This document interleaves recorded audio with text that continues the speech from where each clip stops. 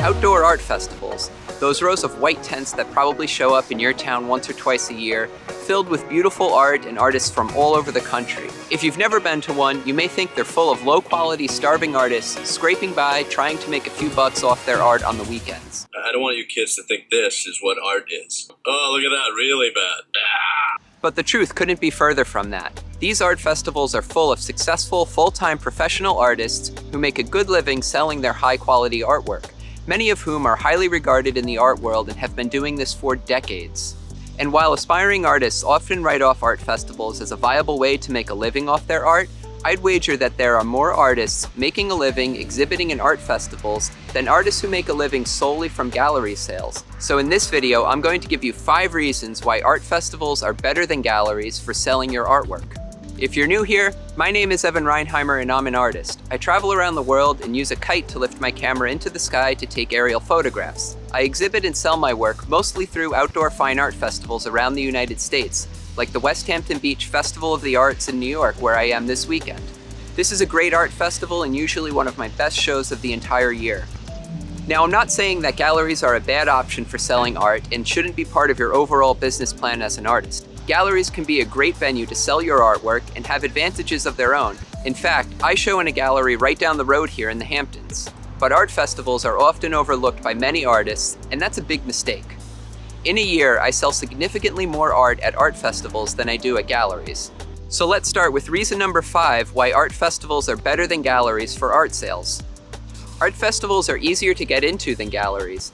Many galleries won't take work from unknown artists, and they also have a limited amount of wall space, so giving a new and emerging artist part of that valuable real estate can be very costly for them.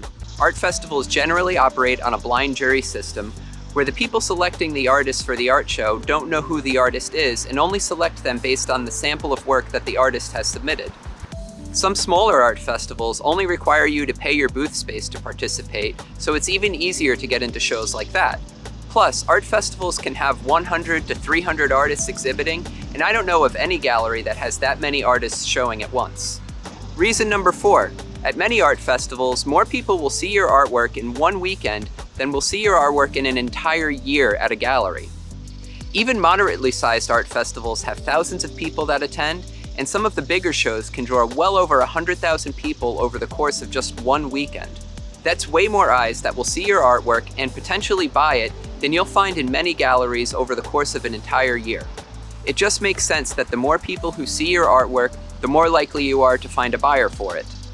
Reason number 3, you get to meet your collectors and form a personal relationship with the people who own your artwork.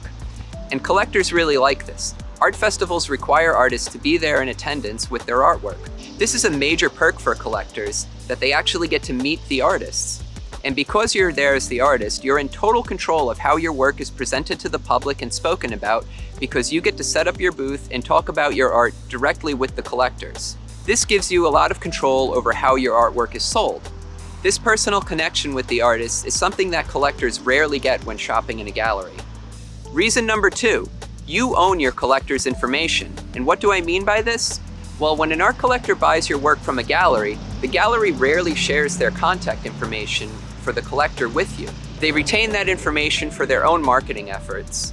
But when a collector buys from you or is interested in your artwork at an art festival, you're able to collect their contact information and let them know about new work you may have or upcoming shows you're going to have in their area. And being able to contact people who are interested in your artwork is extremely valuable and a great way to sell more art. These collectors already know you and your art, so they never need to be sold on it again. You just need to remind them that you exist from time to time, and you can do this by creating an email list. And if you're looking for an email list service, I highly recommend using Brevo. I'm going to put a link for them in the description so that you can sign up for an account and get an unlimited amount of emails on your list totally for free when you sign up through that link.